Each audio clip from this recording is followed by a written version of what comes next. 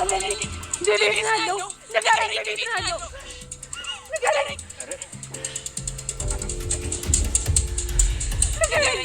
ተናገር ደቤት ነው አዝናለሁ አደይ ዴቭ ሞቷል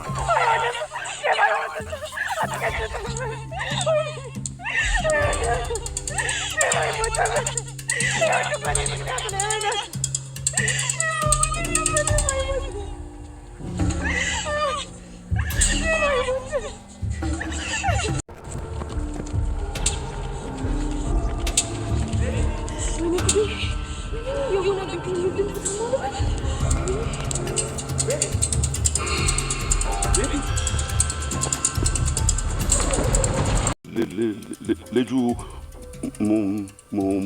ሞተ ምን አዎ ልጁ ሞተ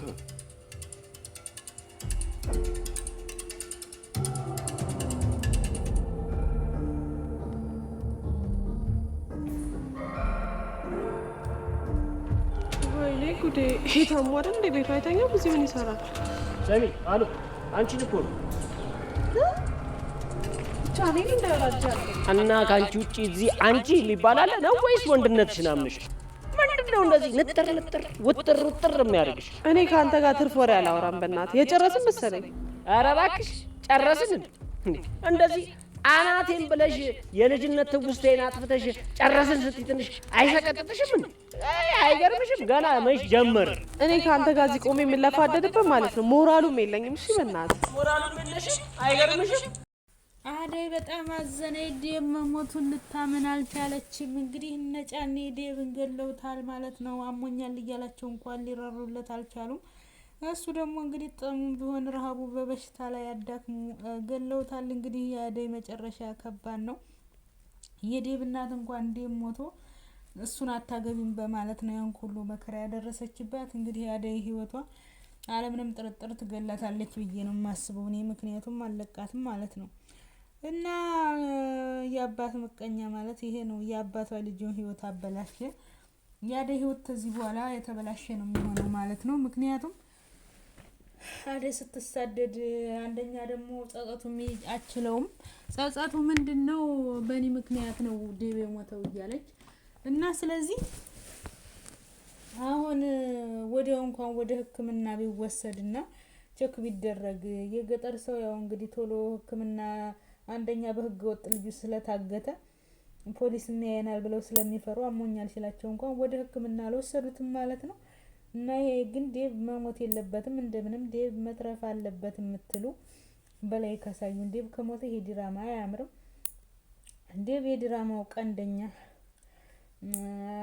እንግዲህ ተዋናይ ነው ማለት ነው በዛ ላይ ዴብ እና አደይ እያልን ነው የምናየው ዴብ ከሌለ ማን ሊሰራው ነው ሩታ እንግዲህ አሁን ላይ በዶክተር ፍቅር ተይዛለች ዶክተሩ ግን እንኳን እሷን ፍቅር ሊቀበላት የአደይ ፍቅር አናውዞታል ማለት ነው 24 ሰዓት የሚያስበው ስለ አደይ ነው አደይን ደግሞ ሰርፕራይዝ ለማድረግ በዚህ አጋጣሚ አደይ እንግዲህ ፍቅረኛዋ ነገጮኛ የምትለው እንደሞተባት ተሰማ አንደኛ ግን እሷ ሌላ ሰው በማግባቷ ለምን እደሰታለሁ ሁለተኛ ደግሞ ፍቅሬ ልንገራት ተዲብ ጋር ቢለያዩ ደስ ይለኛል ግን ተኔ ጋር ትሆናለች እያለ ነው ዶክተሩ እና ከዚህ አጋጣሚ ዶክተሩ ራስክን ብታረቅ ደስ ይለኛል አሁን ዴብም እንደዚህ ስለሆነ ይሄን አጋጣሚ ስጠብቅ ኖርዋለሁ ለትለው ስለምትችል አሁን ተገጠር ስትመለሽ ይነግርሻለሁ ያላትን ነገር ለጊዜው ቢያቆመው ዴብም ሄዳንልን እንዲሁም ቤዛ ተሌብነት ተንኮል ከክፋት ማትወጣው ቤዛ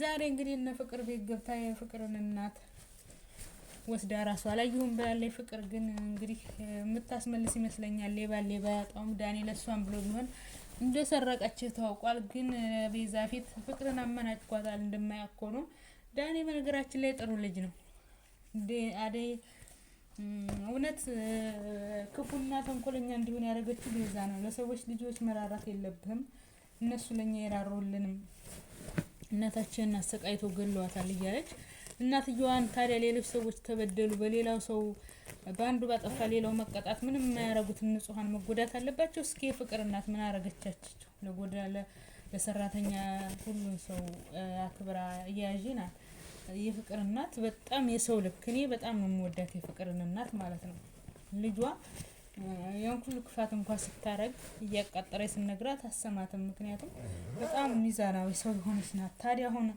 የፍቅር እናት በሌለ በሷ እናትን በጎዱ ምክንያት መጎዳት አለበት? መቼ ፍቅር ብናት ብቻ የፍቅርን አይነት ሰዎችን ሮማን እሷ ጋር ያኔ እንደተደብቃ ብር ለማግኘት ከብላ ጫኔ ሆዶ አስረግጣ ያስገደለቻት ማናት? ቤዛ። የስንቱን ሮማን ታውቃታለች። ከገጠር ነው የመጣችው አይደለ ሮማን? እና ግን እናቷን ስለበደሉባት ብላ ንጹሃኑን ሁሉ መበደል አለባት ብዬ አላስብም። እናንተስ ምን ትላላችሁ ጋይስ? እኔ በጣም በልግና ነው ብዬ ነው የማስበው እኔ ማለት ነው። እንደዚህ አይደረግም፣ ነውር ነው። ሰው የተበቀላት እነኛነቷ የገደሉባትም በህይወት ካሉም ወደ ስርም ሆነ ገንዘቧን ከቀሟትም በህግ ትጠይቅ፣ ፍትህ ትፈልግ እንጂ እነኛ ሰዎች ስለተጎዱ ሁሉም መጎዳት ይሄ የሌለ ነገር ነው። ፍቅር እንግዲህ አሁን ላይ ምን እንደምትል ታየኝ። ፍቅር መቼም አደይን የምታማሃኘው ባደይ ነው። አደይን እንደው የምታስገድላት ፍቅር ናት፣ ለዴብና ተቀጥራ ማለት ነው። እና መጨረሻው ምንም ምን ይመስላችኋል ጋይስ? በጣም ከባድ ነው እኔ ሳየው ማለት ነው። እና ለማንኛውም ቤተሰብ እንደምንም ብለው ዴብን ያተርፉልን ነው የምለው እኔ። እናንተ ምን ትላላችሁ? ዳይመንድ እና ኩኩሻ እንግዲህ አሁን ተፈራርተዋል። ዳይመንድ እስከ ዛሬ ኩኩሻን ሲያገኝ የሚሳደበውን የሚንቃትን የሚያዋረዳትን ጸጥ ብሏል ዛሬ። ምክንያቱም ወጋውን አግኝቶ አንዳንዴ ተናካሽ ውሻ እጁን ካላገኘ አያርፍም። ልክ አሁን ዳይመንድ የእጁን ስላገኘ አርፎ ተቀምጧል ማለት ነው። ታዲያ እንግዲህ ዳይመንድ እና ኩኩሻ ቢፈቀሩ ደስ ይላል። ሁለቱም ይዋደዳሉ። ግን ሌባ ያጣው ደግሞ ኩኩሻ ሌባ እንዳልኩ በምን ምክንያት እንደታሰርኩ ታውቂያለሽ? አንቺ እንኳን እያወቅሽ እንዴት ነው በትናንትናው ማንነቴ ታርሜ ወጥቼ እንደዛ የምትይኝ ብላ እንቅምጥልን ሞቅሳለች። እንግዲህ ኩኩሻ አይዞሽ፣ ለማንኛውም ዋናው አንቺ መታረምሽ ነው። ሰው የፈለገውን ሊል ይችላል። አንዴ ሌባ ከተባለም ባንሰርቀም ሌባ ነን። ታገሺ ብዬ ነው የማስበው ኩኩሻ ማለት ነው። ከዛ የተውሻል። ጥሩነሽን እያሳየሽ መቀጠል ነው የሚሻለሽ ማለት ነው። ዳይመንድ ደግሞ ፍቅሯን ተቀበላት። ትወድሃለች ነው ያስታውቃል እንደምትወድህ። አንተም ትወዳታለህ። ያው ግን ላለመሸነፍ ብለህ ነው የምትደረደረው ማለት ነው።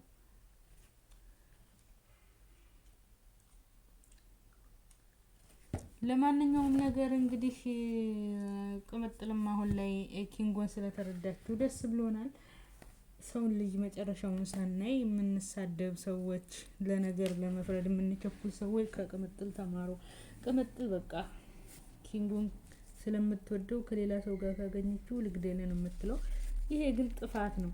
እንግዲህ ቤቲ የስራ ባልደረባው እንዲረዳትና ወንጀለኞችን በሰው ላብና በሰው ሀቅ የሚተዳደሩትን ለህግ እናቅርብ በማለቷ እየተሳደደ ነው ያለችው። ኪንጎም እንዲረዳት ፈለገች እንጂ እሷን ባለን አልፈለገች።